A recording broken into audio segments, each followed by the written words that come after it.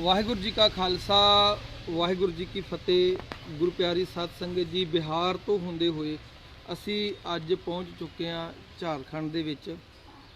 ਇਸ ਜਗ੍ਹਾ ਦੇ ਉੱਤੇ ਸਾਹਿਬਗੰਜ ਨਾਮ ਦੀ ਜਗ੍ਹਾ ਹੈ ਤੇ ਜਿੱਥੇ ਧੰਨ ਧੰਨ ਗੁਰੂ ਤੇਗ ਬਹਾਦਰ ਪਾਤਸ਼ਾਹ ਜੀ ਆ ਕੇ ਰੁਕਦੇ ਨੇ। ਤੇ ਇਹ ਸਥਾਨ ਪੁਰਾਤਨ ਸਮੇਂ ਤੋਂ ਸਾਂਭਿਆ ਗਿਆ ਸੀ, ਪਰ ਹੌਲੀ ਹੌਲੀ ਸਿੱਖਾਂ ਦੀ ਗਿਣਤੀ ਘੱਟ ਹੋਣ ਕਰਕੇ ਹੌਲੀ ਹੌਲੀ ਇਹ ਸਥਾਨ ਜਿਹੜਾ ਹੈ ਉਹ ਖੰਡਰ ਦੇ ਰੂਪ ਦੇ ਵਿੱਚ ਤਬਦੀਲ ਹੋ ਗਿਆ। ਇਹ ਉਹ ਜਗ੍ਹਾ ਜਿੱਥੇ ਗੁਰੂ ਗ੍ਰੰਥ ਸਾਹਿਬ ਦਾ ਪ੍ਰਕਾਸ਼ ਹੁੰਦਾ ਸੀ, ਜਿੱਥੇ ਬਾਣੀ ਪੜ੍ਹੀ ਜਾਂਦੀ ਸੀ। ਧੰਨ ਧੰਨ ਗੁਰੂ ਤੇਗ ਬਹਾਦਰ ਪਾਤਸ਼ਾਹ ਦੇ ਮਾਰਗ ਦੇ ਉੱਤੇ ਜੋ ਸਾਡੇ ਕੋਲੋਂ ਅੱਜ ਵਿਛੜਿਆ ਹੋਇਆ ਹੈ, ਜੋ ਸਿੱਖਾਂ ਦੀ ਪਹੁੰਚ ਤੋਂ ਬਹੁਤ ਹੀ ਦੂਰ ਜਾ ਚੁੱਕਿਆ ਹੈ, ਜੋ ਕਿ ਅਸੀਂ ਇਸ ਸਥਾਨ ਦੀ ਸੰਭਾਲ ਨਹੀਂ ਕਰ ਸਕਦੇ। ਤੇ ਉਹਦੇ ਵਿੱਚ ਇਹ ਵੀ ਹੈ ਕਿ ਇਹ ਬਿਲਡਿੰਗ ਜਿਹੜੀ ਹੈ ਡਿੱਗਣ ਲੱਗੀ ਸੀਗੀ, ਹਾਦਸਾ ਹੋ ਚੁੱਕੀ ਸੀ ਬਿਲਡਿੰਗ, ਤੇ ਗੁਰੂ ਗ੍ਰੰਥ ਸਾਹਿਬ ਜੀ ਨੂੰ ਇੱਥੋਂ ਸਰੂਪ ਦੂਜੀ ਜਗ੍ਹਾ ਤੇ ਸ਼ਿਫਟ ਕੀਤੇ ਗਏ। ਪਰ ਦੇਖੋ ਸ਼ਰਧਾ ਤੇ ਵਿਸ਼ਵਾਸ ਕਿੰਨਾ ਹੈ। ਇੱਥੇ ਵੀ ਇੱਕ ਮਾਤਾ ਰੋਜ਼ ਆ ਕਰਕੇ जुड़े हुए तो है ने ना, बुजुर्ग अवस्था दे विच हले भी माता सेव संभाल कर रही है। तो वो जगह दे आप जी में दर्शन करवाने हैं। क्या नाम है आपका? मेरा नाम है सरदार आनंद सिंह। हाँ जी। मेरा नाम सर विनोद कुमार यादव जी है। हाँ जी। और इससे पहले को गुरुद्वारा ये पिताजी लोग बताते हैं कि बहुत यहाँ पर गुरु नानक जी आए हुए थे, और ये गुरु नानक जी आए हुए थे, यहाँ पर ग्रंथ भी था। अभी हाल फिलहाल में यहाँ से ग्रंथ हमारे मार्केट में जो कि नहीं गुरुद्वारे एक छोटा सा निर्माण हुआ है। यहाँ से गुरु नानक जी जो ग्रंथ रखे थे वो ग्रंथ यहाँ से उठाकर दूसरे जगह चला गया है, जो कि ऐतिहासिक पल की जगह है। ये पूरे हमको लगता है कि ऐसा झारखंड में पूरे ऐसा जमीन और गुरु नानक जी यहाँ पर जो आए थे, जो ग्रंथ पढ़े थे, ऐसा स्थान कहीं साहित्य कहीं झारखंड में मिलेगा। और इनकी हमारे ग्रामीण क्षेत्रों में इनके करीब 15 बीघे जमीन भी इनके नाम 15 बीघे जमीन भी, हाँ जमीन भी है इनसे। अच्छा। और मैंने अपने गुरुद्वारे के सरदार जी, ये भी जो गुरुद्वारे में भी देख रेख करते हैं, उनको मैं कई बार उन्होंने बताया कि इस जमीन को घेराबंदी किया जाए। और बीच में यहाँ पर एक कमिश्नर में साहब आए थे, मैडम, जो कि दुमका में हमारा प्रमंडल है इसका हमारा, उस प्रमंडल में मैडम के द्वारा यहाँ पर आगमन हुआ था, और उस पर ये घेराबंदी करने की योजना तब तक वो बनाई थी। और यहाँ पर विशाल तरीके से कार्यक्रम करने का यहाँ पर उनका योजना था कि कुछ इसका प्रगति की जाए, मगर परंतु उनका अचानक बदली हो जाने से वो काम नहीं हो पाई। तो हमने कई बार इनसे मिल चुके, यहाँ के लोकल अपने सरदार जी से भी मिले थे। हमने प्रस्ताव दिया था कि आप बड़े पैमाने पर यहाँ से लोगों का मांग है, ये यहाँ मोहल्लावासी का, कि इनको आप बड़े गुरुद्वारे को इनको सौंपा जाए और उनको जाकर उनको अवगत कराया जाए। और चाहे हमारे पटना साहिब में गुरुद्वारा है, वहाँ पर भी पूरे ब्रांच के जो है कि नहीं वहाँ पर है, रांची में है, तो वहाँ पर इन लोगों को अवगत कराया जाए और उनसे अवगत कराकर इसको हम लोग भव्य रूप से इसको निर्माण कराया जाए, बेहतर रूप से इसको दिया जाए, ताकि जो जमीन जो हमारा गुरु नानक जी जो इस धरती पर एक गुरुद्वारा के प्रांगण में जो आए थे उनका वो बरकरार रहे। हमारा यही एक डिमांड है। और आप लोग आए हुए हैं, बहुत खुशी का माहौल है कि ऐसे सब व्यक्ति को आना ये धरती के लिए बहुत सौभाग्य प्राप्त है। और हम चाहेंगे कि आप लोग बड़े पैमाने पर यहाँ पर पंजाब से आए और राजस्थान से आए, कि ताकि जिस तरह अमृतसर का स्थान है उसी तरह इसको अमृतसर के तरह पर इसको उपाधि दिया जाए। सो संगत जी सुन रहे ਆਪਾਂ कि किन्ना ਕੁ ਟੁੱਟ ਚੁੱਕੇ ਆ, किन्ना ਕੁ ਅਸੀਂ ਤਾਂ ਆਪਣਿਆਂ ਨਾਲੋਂ ਟੁੱਟ ਚੁੱਕੇ ਆ। ਇਹ ਕਿੰਨਾ ਪਿਆਰ ਕਰਨ ਵਾਲੇ ਨੇ, ਚਾਹੁੰਦੇ ਨੇ कि गुरु नानक साहिब जी का जो प्रचार केंद्र रहा वो प्रचार केंद्र बढ़ाओ, तुसी बड़ा करो, कोई स्कूल खुल जाए, अच्छा बच्चों की पढ़ाई के लिए खुल जाए, कोई हॉस्पिटल खुल जाए, साथ में जे निर्माण हो। और ये तो बिल्कुल ही खंडर बन चुके हैं सारा है। हाँ कुछ भी, यानी कि मेन है कि धर्मशाला बन जाए, लोक भलाई दे कारज हो जान। सब तो वड्डी की है कि लोक सेवा हो जाए। जरूरी नहीं कि असीं बहुत वड्डी बिल्डिंग उस तरीके नाल बनाइए, पर हाँ लोक भलाई दे कारज हो सकते हैं, स्कूल खोले जा सकते हैं, कोई ना कोई ऐसा निर्माण। देखो वो सारी जगह इत्थे दी पई है, ये सारी जगह इत्थे दी है। तो पीछे दिखाओ वीडियो, रोड के उधर तक, जो बिल्डिंग है वो बाद रोड है, रोड के बाद जो एरिया है, हाँ जी वो सारा ठीक है, सारा ऐसे है। ये किन्नी जगह हैगी? 3 बीघा तो वध हैगा। ठीक है, हाँ जी 3 बीघा तो बेसी है, 3 बीघा तो 5 ई ना। अरे यहाँ का 3 बीघा तो वध है। ਵੈਸੇ ਤਾਂ 15 बीघे थी ना ਉਹ ਰੋਡ ਦੇ ਉਸ ਪਾਰੇ ਖੇਤੀ ਦੀ ਜ਼ਮੀਨ ਹੈ, ਪਹਿਲੀ ਦੀ खेती दी जमीन वो भी हाले तक है ਹਾਂ ਹੈਗਾ हैगा तो खेती हो सकती है बड़ा कुछ हो ਖੇਤੀ सकता ਹੁੰਦਾ ਹੈ अच्छा ਹੋਤੀ ਹੁੰਦਾ ਹੈ अच्छा ਉਹਦਾ ਸਾਰਾ ਪੇਪਰ ਮੇਰੇ ਕੋਲ ਅਵੇਲੇਬਲ ਮੈਂ ਅਵੇਲੇਬਲ ਕਰਕੇ ਰੱਖਿਆ ਹੈ।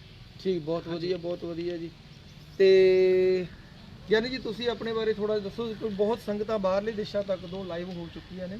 ਦੇਖੋ ਜੀ ਮੈਂ ਇਸ ਗੁਰਦੁਆਰੇ ਤੋਂ ਜੋ ਨਵਾਂ ਗੁਰਦੁਆਰਾ ਬਣਿਆ ਹੈ ਮੇਰੇ ਪਿਤਾ ਜੀ ਇੱਥੇ ਸੇਵਾ ਕਰਦੇ ਸੀ ਉਹਦੇ ਪੂਰੇ ਹੋਣ ਦੇ ਬਾਅਦ ਮੈਂ 2000 ਤੋਂ ਹੁਣ ਤੱਕ ਸੇਵਾ ਉਸ ਗੁਰਦੁਆਰੇ ਤੇ ਕਰ ਰਿਹਾ ਹਾਂ ਲੇਕਿਨ ਜਦੋਂ ਵੀ ਇਸ ਗੁਰਦੁਆਰੇ ਆਉਣਾ ਮੈਂ ਹਮੇਸ਼ਾ ਗੁਰੂ ਮਹਾਰਾਜ ਦੇ ਅੱਗੇ ਅਰਦਾਸ ਕਰਨਾ कि हे महाराज कृपा करो किसी ऐसे बंदे ਨੂੰ भेजो किसी ऐसे जुगत वाले ਨੂੰ भेजो कि जो ਇਹਦਾ ਕਲਿਆਣ ਕਰ ਸਕੇ ਔਰ ਵਰਲਡ ਦੇ ਮੈਪ ਤੇ ਜੋ ਇਹ ਸਥਾਨ ਜਿਹਦਾ ਨਾਮ ਹੌਲੇ ਹੌਲੇ ਸਮੇਂ ਦੇ ਅਨੁਸਾਰ ਖਤਮ ਹੋ ਰਿਹਾ ਹੈ ਪਤਾ ਨਹੀਂ ਕੀ ਅੱਗੇ ਹੋਣਾ ਸਾਡਾ ਨਿਊ ਜਨਰੇਸ਼ਨ ਕੀ ਕਰੇਗਾ ਲੇਕਿਨ ਉਹਦਾ ਨਾਮ ਕਿਸ ਤਰ੍ਹਾਂ ਸਾਂਭਿਆ ਜਾ ਸਕੇ ਉਹਦਾ ਇਤਿਹਾਸ ਕਿਸ ਤਰ੍ਹਾਂ ਸਾਂਭਿਆ ਜਾ ਸਕੇ ਉਹਦਾ ਕੋਈ ਜੁਗਤ ਕਰੋ ਹਮੇਸ਼ਾ ਇਹਦੇ ਨਿਸ਼ਾਨ ਸਾਹਿਬ ਦੀ ਸੇਵਾ ਗੁਰੂ ਨਾਨਕ ਦੇਵ ਜੀ ਪ੍ਰਕਾਸ਼ ਪੁਰਬ ਤੇ ਹੋਇਆ लेकिन उस वेले भी मैं हमेशा आंसू भर जाते ने कि ਇਹਦਾ ਕਲਿਆਣ ਕਿਸ ਤਰ੍ਹਾਂ ਦਾ ਇਹ ਦੇਖੋ ਦਰਸ਼ਨ ਡੇਵਰੀ ਜਿਹੜਾ ਹੈਗਾ ਉਹ ਉਸ ਵੇਲੇ ਦਾ ਦਰਸ਼ਨ ਡੇਵਰੀ ਹੈ ਜਿਹੜਾ ਉਹ ਦਰਸ਼ਨੀ ਡਿਊਟੀ ਹੈ ਜਿਹੜੀ ਜੀ ਉਹ ਐਂਟਰੈਂਸ ਇਹੀ ਹੈ ਮੇਨ ਐਂਟਰੈਂਸ ਇਹੀ ਹੈ ਗੁਰਦੁਆਰੇ ਦਾ ਗੁਰਦੁਆਰੇ ਦਰਸ਼ਨੀ ਡਿਊਟੀ ਹੈ ਜੀ ਹਾਂਜੀ ਹਾਂਜੀ ਇਹ ਪੁਰਾਤਨ ਦਰਸ਼ਨ ਡੇਵਰੀ ਇਹੀ ਹੈ। ਸੰਗਤ ਜੀ ਇੱਕ ਸ਼ੇਅਰ ਜ਼ਰੂਰ ਕਰੋ ਕਿਉਂਕਿ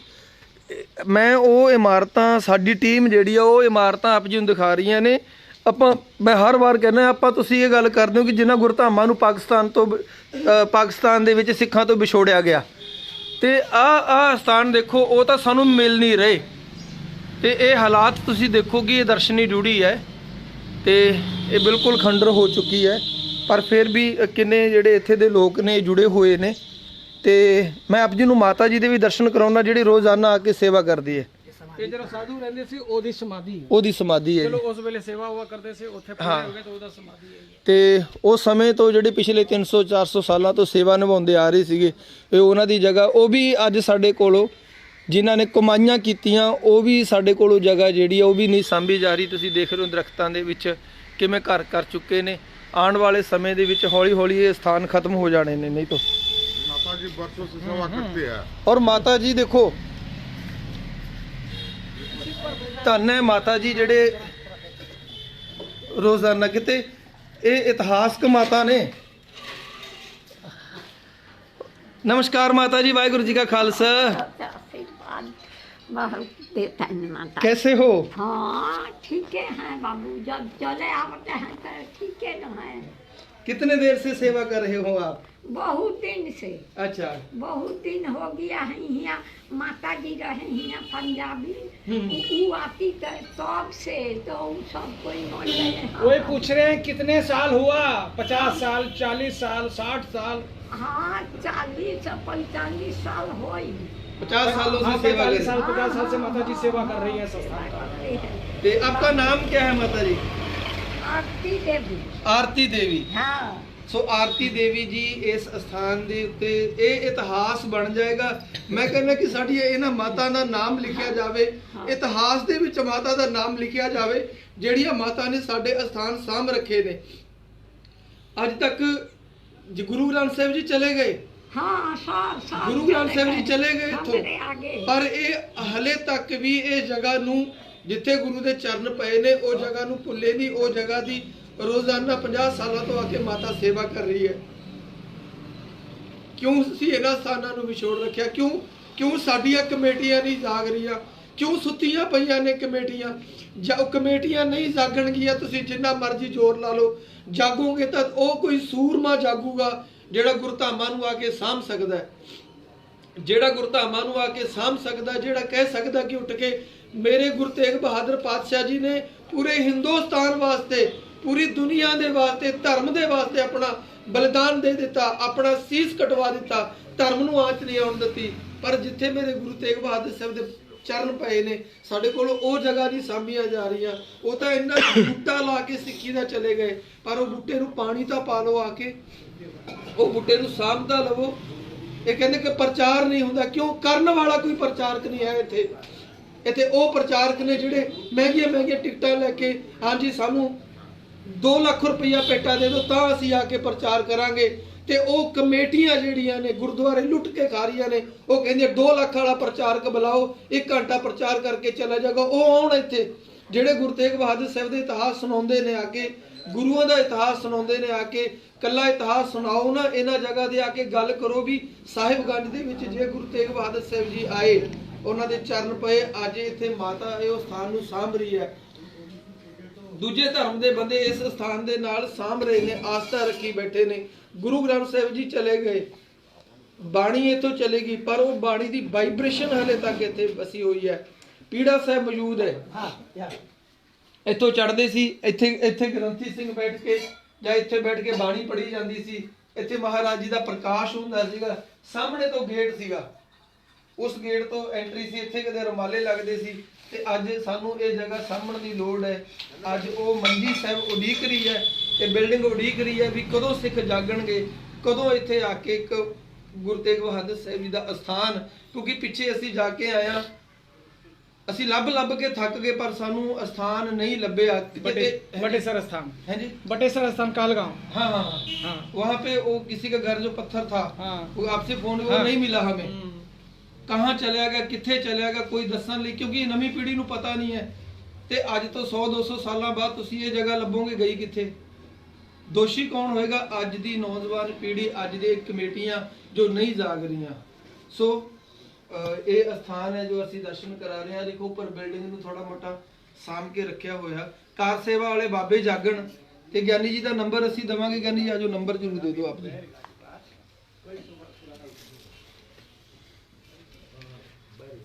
ਉਹ ਕਿੱਥੇ ਗਏ ਦੂਸਰੇ?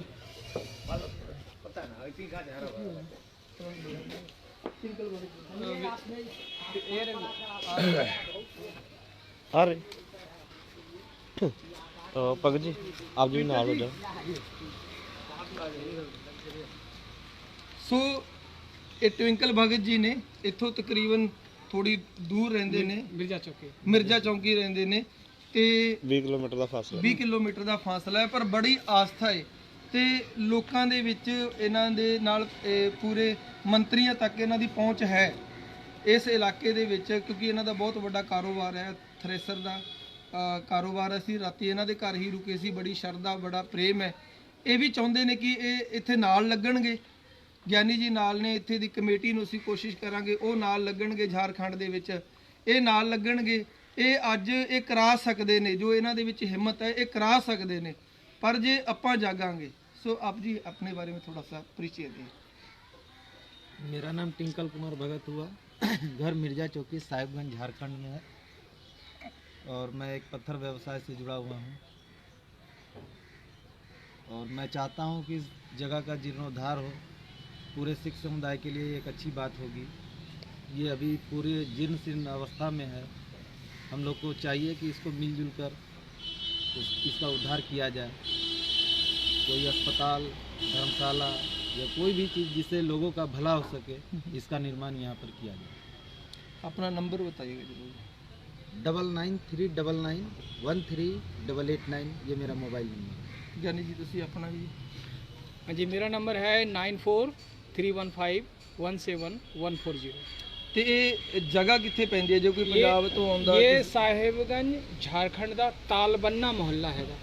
तालबन्ना जो ਹੁਣ जो है भागलपुर तो जरा मालदा जाना होवे, वो NH जरा ਹੁਣ हैगा NH 33, वो NH 33 ते है स्थापित है, मेन रोड ते स्थापित है। ਹੁਣ जरा अभी ਹੁਣ गंगा पुल जरा ਹੁਣ शिलान्यास हो गया है, ओदा बाईपास तो वो पहाड़ी दे कंडे कंडे वो जान गए, लेकिन ये जरा है ये शहर होके फिर बाहर निकलती है। ये रास्ता फिर आगे जाके तुसी मालदा जाना हुए, बंगाल जाना हुए, बंगाल जा सकते हो, या राजधानी रांची जाना हुए तो रांची जा सकते हो, आगे जाके वो मिल। ਰਾਂਚੀ ਕਿੰਨੇ ਕਿਲੋਮੀਟਰ ਪੈ? रांची 450 किलोमीटर, इतों तो राजधानी 450 किलोमीटर है। ਤੇ ਬਾਈ ट्रेन ਜੇ ਕੋਈ ਆਉਂਦਾ? हाँ ट्रेन आना है तो वो भागलपुर दे अगे 80 किलोमीटर साहिबगंज पैंदा है उधर जरा बंगाल से तुसी आओगे तो पाकड़ एक डिस्ट्रिक्ट हैगा वो झारखंड से हैगा या रामपुर हाट तो बाद ये साहेबगंज आंदा है या फरक्का के बाद ये साहेबगंज आंदा है जब बंगाल से तुसी आओगे तो फरक्का के बाद तुसी साहेबगंज उतर सकते हो भागलपुर से तुसी साहेबगंज उतर सकते हो उस पासे यदि तुसी आंदे हो तो कटिहार आंदे हो तो हुण तो रिवर दा है रिभा गंगा है तो तुसी स्टीमर दे राही तुसी साहेबगंज इस पार आ सकते हो कटिहार के बाद मनिहारी पैंदा मनिहारी के बाद तुसी गंगा पार करके ਤੁਸੀਂ ਸਾਹਿਬਗੰਜ ਆ ਸਕਦੇ ਹੋ ਬਾਕੀ ਮੇਰਾ ਨੰਬਰ ਹੈ ਮੇਰੀ ਜੋ ਸੇਵਾ ਹੋਗੀ ਹਮੇਸ਼ਾ ਤੁਹਾਡੇ ਨਾਲ ਜੁੜੇ ਰਹਾਂਗੇ ਇਸ ਥਾਂ ਦਾ ਕਲਿਆਣ ਕਰੋ ਸੇਵਾ ਕਰੋ ਜੁੜੋ ਔਰ ਸਾਰਿਆਂ ਨੂੰ ਸੁਮਤ ਬਖਸ਼ੋ ਤਾਂ ਕਿ ਇਹ ਅਸਥਾਨ ਦਾ ਜੋ ਹੈ ਕਾਇਆਕਲਪ ਹੋ ਸਕੇ ਜੀਰਨੋਧਾਰ ਹੋ ਸਕੇ ਯੁਗੋ ਯੁਗ ਅਟਲ ਰਹਿ ਸਕੇ ਬਿਲਕੁਲ ਜੀ ਧੰਨ ਧੰਨ ਗੁਰੂ ਤੇਗ ਬਹਾਦਰ ਪਾਤਸ਼ਾਹ ਜੀ ਦੇ ਜੇ ਸਿੱਖ ਸੰਗਤਾਂ ਹੁੰਦੀਆਂ ਨੇ ਉਹਦਾ ਇੱਕ ਮਾਰਗ ਉਸ ਮਾਰਗ ਨੂੰ ਰੂਟ ਨੂੰ ਅਸੀਂ ਕਵਰ ਕਰ ਰਹੇ ਹਾਂ ਕਿੰਨੇ ਕਿਲੋਮੀਟਰ ਤੇ ਤੁਸੀਂ ਆ ਕੇ ਇਸ ਸਥਾਨ ਦੇ ਉੱਤੇ ਆ ਕੇ ਰੁਕ ਸਕਦੇ ਹੋ ਤੇ ਜਿਹੜੀ ਸੰਗਤਾਂ ਯਾਤਰਾ ਨੂੰ ਜਾਂਦੀਆਂ ਨੇ ਕਿ ਪਟਨਾ ਸਾਹਿਬ ਸੰਗਤਾਂ ਆਉਂਦੀਆਂ ਨੇ ਪਟਨਾ ਸਾਹਿਬ ਤੋਂ ਧੋਬੜੀ ਸਾਹਿਬ ਤੱਕ ਜਿਹੜੀ ਸੰਗਤਾਂ ਜਾਣਗੀਆਂ ਉਹਨਾਂ ਦਾ ਇੱਕ ਰੂਟ ਮੈਪ ਤਿਆਰ ਕੀਤਾ ਜਾਏਗਾ ਤੇ ਜੇ ਆ ਕੇ ਰੁਕਦੀਆਂ ਨੇ ਤਾਂ ਉਹ ਰੁਕਣ ਦੇ ਵਾਸਤੇ ਵੀ ਵਿਵਸਥਾ ਹੋਵੇ ਕਮਰੇ ਬਣੇ ਹੋਣ ਇੱਥੇ ਆ ਕੇ ਰੁਕ ਕੇ ਫਿਰ ਅੱਗੇ ਜਾ ਸਕਦੇ ਸੋ ਕਿਸੇ ਨਾ ਕਿਸੇ ਤਰੀਕੇ ਸਾਡਾ ਮਕਸਦ ਹੈ ਕਿ ਅਸੀਂ ਇਸ ਇਤਿਹਾਸ ਦੇ ਉੱਤੇ ਕਿਤਾਬਾਂ ਲਿਖ ਰਹੇ ਹਾਂ ਵੀਡੀਓਗ੍ਰਾਫੀ ਕਰ ਰਹੇ ਹਾਂ ਤੇ ਲੱਖਾਂ ਸੰਗਤਾਂ ਵੇਖ ਰਹੀਆਂ ਨੇ ਬੜੇ ਵੀਰ ਜਾਗ ਰਹੇ ਨੇ ਬੜਿਆਂ ਦੇ ਸਾਨੂੰ ਫੋਨ ਆਉਂਦੇ ਨੇ ਕਿ ਭਾਈ ਸਾਹਿਬ ਜੀ ਸਾਨੂੰ ਉਹਨਾਂ ਵੀਰਾਂ ਦੇ ਨਾਲ ਮਿਲਾਓ ਦੇਖੋ ਮੇਰਾ ਮਕਸਦ ਹੈ ਉਸ ਜਗ੍ਹਾ ਤੱਕ ਪਹੁੰਚ ਕੇ ਉਜਾਗਰ ਕਰਨਾ ਤੇ ਇਹਦਾ ਇਤਿਹਾਸ ਲਿਖਣਾ ਸਾਡੇ ਗ੍ਰੰਥਾਂ ਦੇ ਵਿੱਚ ਇਹ ਇਤਿਹਾਸ ਇੱਥੇ ਦਾ ਜ਼ਿਕਰ ਆਉਂਦਾ ਨਾਮ ਆਉਂਦਾ ਜਗ੍ਹਾ ਦਾ ਤੇ ਤੁਸੀਂ ਥੋੜਾ ਜਿਹਾ ਪਿਛੋਕੜ ਇਤਿਹਾਸ ਦੱਸੋਗੇ ਜਦੋਂ ਗੁਰੂ ਤੇਗ ਬਹਾਦਰ ਸਾਹਿਬ ਜੀ ਇੱਥੇ ਆਏ मैंने तो जो इतिहास पता है जी ये मैं सोडी चमत्कार जरा 9वीं पातशाही दा यात्रा बिरतांत में पढ़िया तो पटने साहब तो जो गुरु महाराज 9वीं पातशाही ने जो असम की यात्रा आरंभ की थी तो उस वेले जो है वो फतवा और उसके बाद बाढ़ उसके बाद मैनू याद आंदा है कि देवघर का भी जिक्र है ठीक है उसके बाद जो है मुंगेर के बाद भागलपुर के बाद कहलगांव और कहलगांव के बाद जो है कुंतल नगर हूँ जो है कांत नगर है कुंतल नगर इतिहास से दर्ज है कुंतल नगर उस पासे भी गुरुद्वारा है जिथे गंगा के कंढे जो है महाराज का हस्त लिखित स्वरूप गंगे दे मिलिया से हुने उस पासे जरा गुरुद्वारा है उत्थे भी साम के रखा गया है जो गुरुद्वारा ऐतिहासिक गुरुद्वारा लक्ष्मीपुर ते हुन सुशोभित है रखी हुई है हाँ जी लक्ष्मीपुर ते कटिहार जिला बिहार ते तो ओदे बाद जो है वो महाराज साहिबगंज आए और साहिबगंज के बाद वो राजमहल गए राजमहल के बाद जो है महाराज जो है मालदा गए मालदा से होंदे हुए उन्हें सतगुरु जो है आप जी का धोबड़ी साहब गए जिथे अपने कुतूहल रचाए सानू पता ਉਹਦੇ बाद गुरु गोबिंद सिंह महाराज का प्रकाश होया ਉਹਨੂੰ पता लग्या ਉਹਦੇ बाद वो वापस मुड़े से पटने साहब तो वो ये जल मार्ग है जिथे जिथे गंगे के कंढे कंढे महाराज जाते सी और रास्ते ते विश्राम करते हुए जाते थे जिथे जिथे ਉਹਦੇ पैर पड़े ने ਤੇ ਇੱਕ ਹੋਰ ਮੈਂ ਗਿਆਨੀ ਜੀ ਥੋੜਾ ਉਲਝ ਗਿਆ ਸੀਗਾ ਇਸ ਗੱਲ ਤੇ कि गंगा दे उस पार गुरु तेग बहादुर साहब दा जाके फिर इस पार आ जाना नहीं जी हाँ जी वो जरा है कुंतल नगर आंदे ने पता नहीं महाराज का की कुतूहल सी की है लेकिन महाराज का स्वरूप मिलिया है वो हस्त लिखित बिरद आज तक उथे है और दिल्ली की कोई संगत है वो महाराज ने ले जाके दिल्ली में लेमिनेशन करा के फिर गुरुद्वारे में सब हाँ जी वो गंगे जो गुरुद्वारा कांत नगर ऐतिहासिक गुरुद्वारा है एकदम गंगा के कंढे है छोटा हुन बिल्डिंग सब बन गया है लेकिन मात्र 2 ही एक परिवार हुन रह गए हैं जिथे मेरे पिताजी वैसे उस कांत नगर के बसिंदा मेरे पिताजी वैसे क्योंकि ਅਸੀਂ ਮਾਲਦਾ ਜਾਵਾਂਗੇ ਮਾਲਦਾ ਤੋਂ ਇੱਕ ਹੋਰ ਅੱਗੇ ਜਗ੍ਹਾ ਪੈਂਦੀ ਹੈ ਮੈਂ ਉਹਨੂੰ ਦੱਸਿਆ ਸੀਗਾ ਗੁਰੂ ਤੇਗ ਬਹਾਦਰ ਸਾਹਿਬ ਜੀ ਉੱਥੇ ਵੀ ਗਏ ਨੇ ਹਾਂਜੀ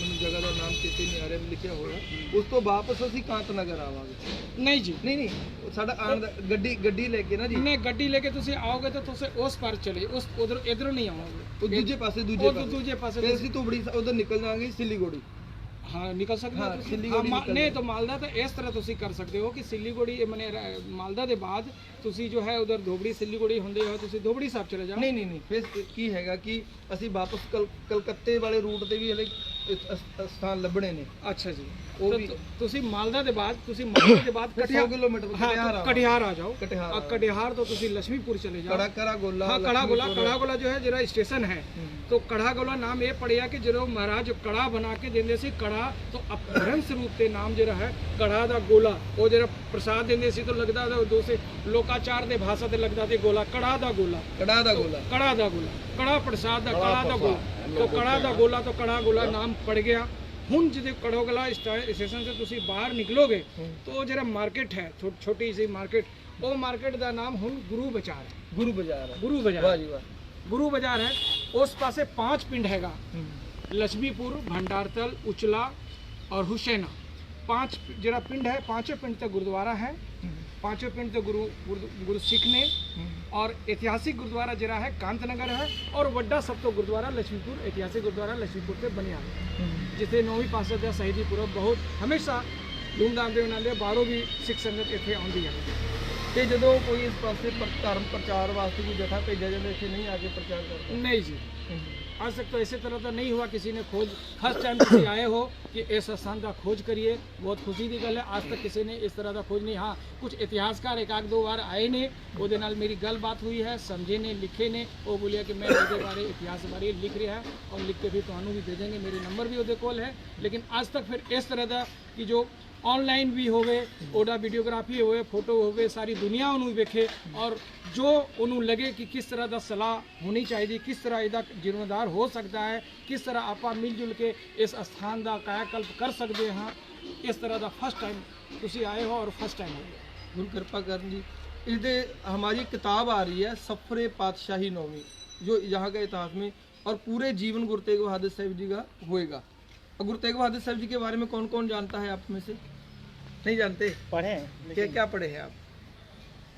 वो कितना 8वें कितना गुरु थे, 9वें गुरु थे ना। यही सब उन्होंने हिंदुस्तान के लिए क्या करा था? अंग्रेजों के विरुद्ध मतलब संघर्ष किया और क्या। नहीं नहीं नहीं, नहीं। जब औरंगजेब ने पूरे हिंदुस्तान के मंदिर तोड़ने शुरू कर दिए थे, पूरे हिंदू लोगों को मारना शुरू कर दिया था और उनका धर्म तब्दील करना शुरू कर दिया था। हाँ, पूरे शुरू हो चुका था और कितने लाखों लोग मारे जा चुके थे। 2 ही शर्तें सी, या इस्लाम धारण करो या मरो। बिल्कुल। तो उस समय जो कश्मीर में सबसे बड़ा आपका स्थान है, मंदिर है, वहाँ से फिर एक आवाज़ उठी भी, अरे कोई तो आगे आए। फिर जितने भी बड़े मंदिर हैं, स्थान है, सभी के जो आगू थे वो इकट्ठे होकर गए गुरु तेग बहादुर साहब जी के पास। तब गुरु गोबिंद सिंह जी की उम्र 9 वर्ष की थी। तो गुरु तेग बहादुर साहब जी ने बोला भी, ये धर्म का जो आप सब नाश हो रहा है वो रुक सकता है, लेकिन उसके लिए कोई संत महात्मा उठे, कोई ब्रह्म ज्ञानी उठे, जिसके पीछे लोग लगे हों, जो जिसको बंदगी की हो। जब उसका रक्त गिरेगा तो ये कौम जागेगी, लोग जागेंगे और ये जुल्म रुक जाएगा। तो उस समय बोला गया भी ऐसा कोई महात्मा हो। बोले अभी तो हमारी नज़र में नहीं है। तो गुरु गोबिंद सिंह जी 9 वर्ष के थे। बोले पिताजी मैं आपसे कुछ मांगना चाहता हूँ। बोले मांगो, क्या मांगते हो? बोले मैं आज तक आपसे कुछ नहीं मांगा, मैं ये मांगना चाहता हूँ कि गुरुजी अगर हिंदू धर्म के लिए अगर ये बचता है, केवल एक ही शीश लगता है, एक ही सर लगता है और करोड़ों बहनों का सिंदूर बच सकता है, करोड़ों हिंदू बच्चे जो हैं जो अनाथ होने से बच सकते हैं, करोड़ों मंदिर बच सकते हैं, तो ये बलिदान कोई और नहीं देगा। ये बलिदान गुरु गोबिंद सिंह जी बोले मेरा पिता गुरु तेग बहादुर साहब जी खुद जाके देंगे। तो उस समय गुरु तेग बहादुर साहब जी दिल्ली चांदनी चौक आए, जो शीशगंज गुरुद्वारा। तो औरंगजेब को ऐलान कर दिया कि एक शर्त है मेरी, आप सभी हिंदुस्तान को इस्लाम ऐसे जुल्म पर ना, बिल्कुल सौखा रास्ता है कि सारे इस्लाम धारण कर लेंगे। औरंगजेब बोला बोलो कैसे धारण कर सकते हैं? बोले आप मुझको इस्लाम धारण करवा दो।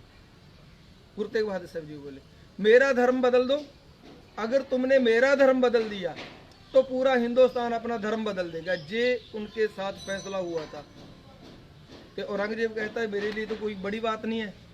तो गुरु तेग बहादुर साहब ने बोला ए औरंगजेब फिर एक शर्त और भी है मेरी। बोले वो क्या?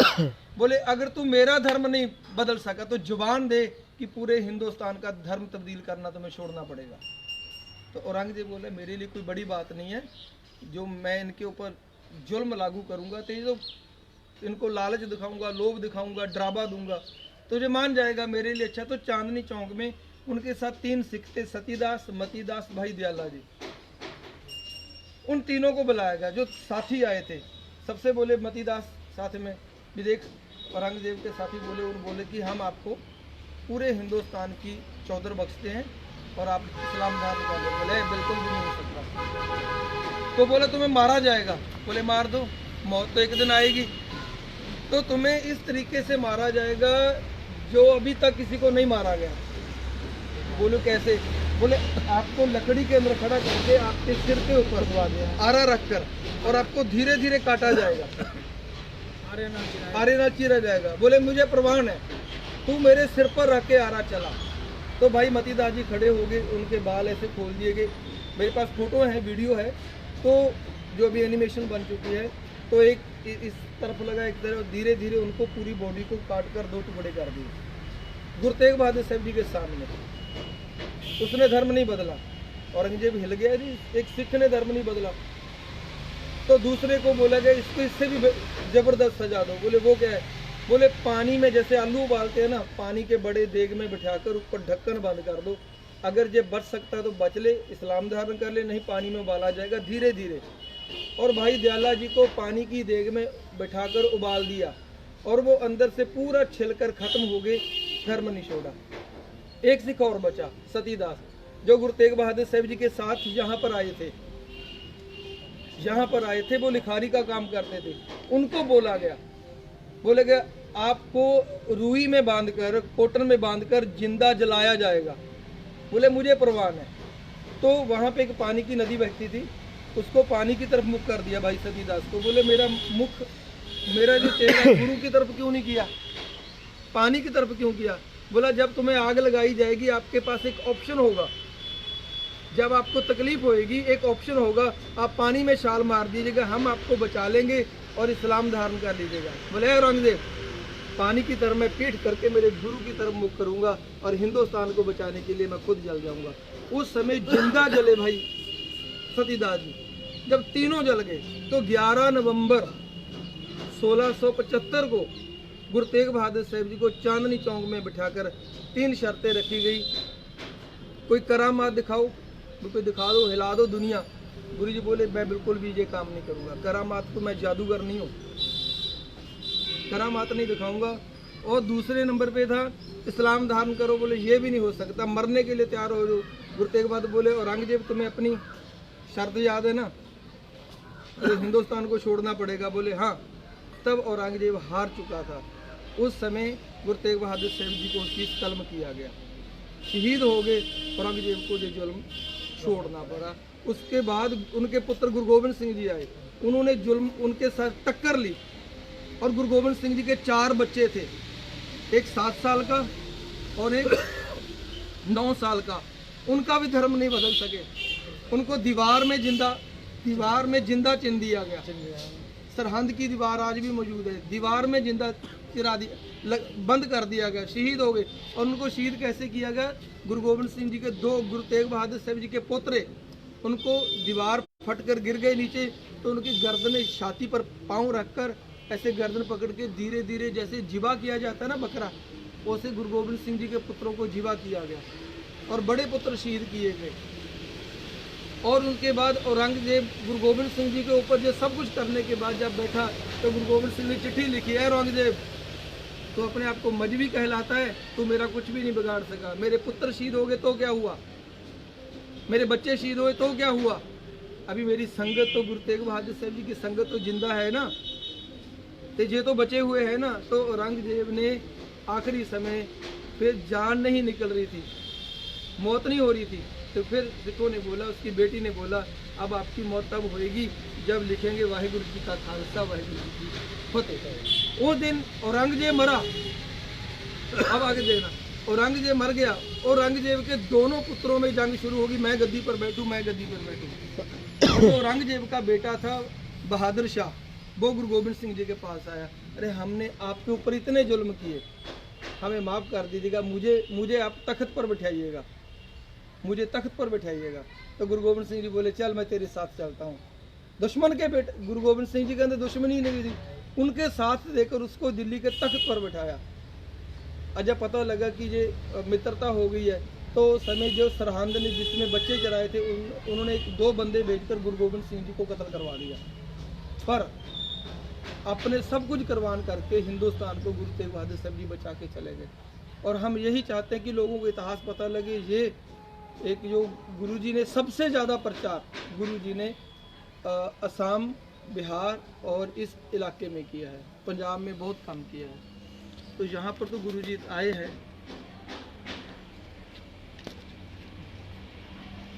आपके ये आंसू हमें हिम्मत बख्श देते हैं भाई कि आप जुड़े हुए तो हैं।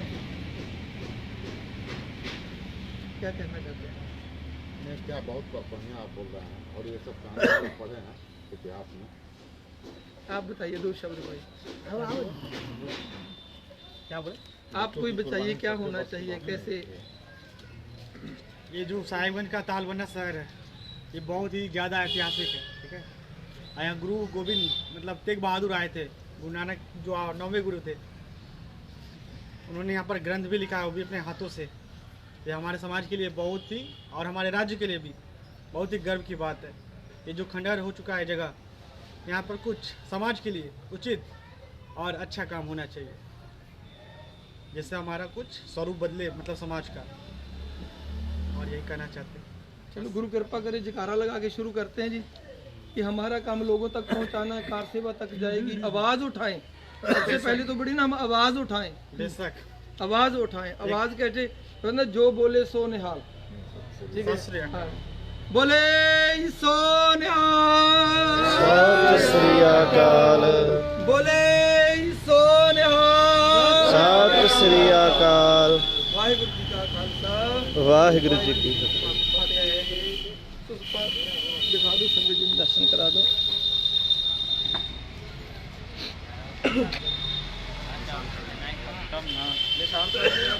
हाँ जी, हाँ जी। निशान सब इस साइड है।